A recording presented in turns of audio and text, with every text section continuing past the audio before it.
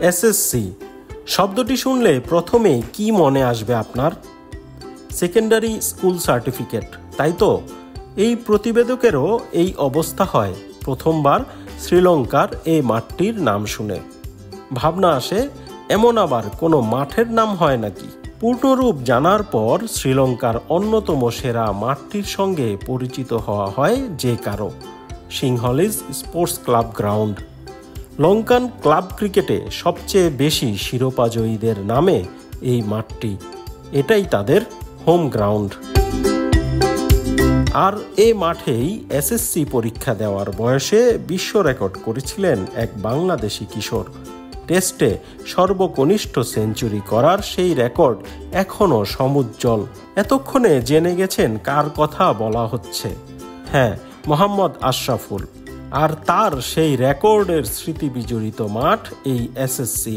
শ্রীলঙ্কার বিপক্ষে 2001 সালে কলম্বোর এই মাঠে 212 বলে 16-4-এ 114 রান করেছিলেন আশরাফুল। মাত্র 17 বছর 61 দিন বয়সে ছাপিয়ে যান পাকিস্তানের মুস্তাক মোহাম্মদের 1961 সালে করা 17 বছর 78 দিন বয়সের সেঞ্চুরির কীর্তি। মুস্তাক মোহাম্মদের কীর্তির পর 40 বছর। আশরাফুলের ইনিংসটি ক্রিকেট বিশ্বে বিস্ময় বালকের পরিচয় এনে দেয় তাকে। অমিত প্রতিভার ঝলকে অনেকে বাংলাদেশি সচিন বলেও ডেকেছিলেন আশরাফুলকে। শ্রীলঙ্কা দল তখন বিশ্ব চ্যাম্পিয়ন হিসেবে পরিচিত।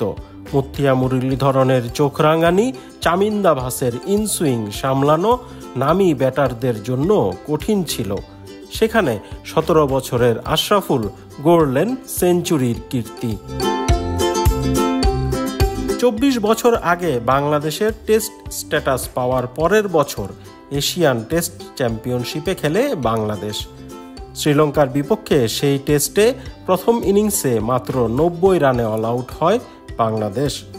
শ্রীলঙ্কা তাদের ইনিংসে মারভান আতাপাত্তুর 200 ও মাহেলা জয়বর্ধনের 150 রানে 5 উইকেটে 555 করে ইনিংস ঘোষণা করে। দ্বিতীয় ইনিংসে 81 রানে 4 উইকেট হারানোর পর আশরাফুল বিসিবির বর্তমান প্রেসিডেন্ট আমিনুল ইসলাম বুলবুলকে নিয়ে 126 রানের জুটি বাঁধেন। পরে নাইমুর রহমানকে নিয়ে যোগ করেন আরও 100 রানের মতো। ততক্ষণে ইতিহাস হয়ে যায় আশরাফুলের নামে।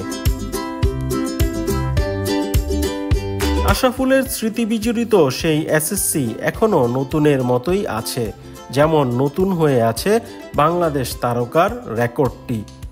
কলোনিয়াল আমলে ব্যবসায়িক নয়, আনন্দের জন্যই তৈরি হতো ক্রিকেট মাঠ। তার প্রমাণ শ্রীলঙ্কার পুরনো স্টেডিয়ামগুলো। এসএসসি ঠিক তেমনই, প্রাচীন হলেও দামি এর কাঠামো, যেমনটা দামি হয়ে আছে আশরাফুলের সেই রেকর্ড।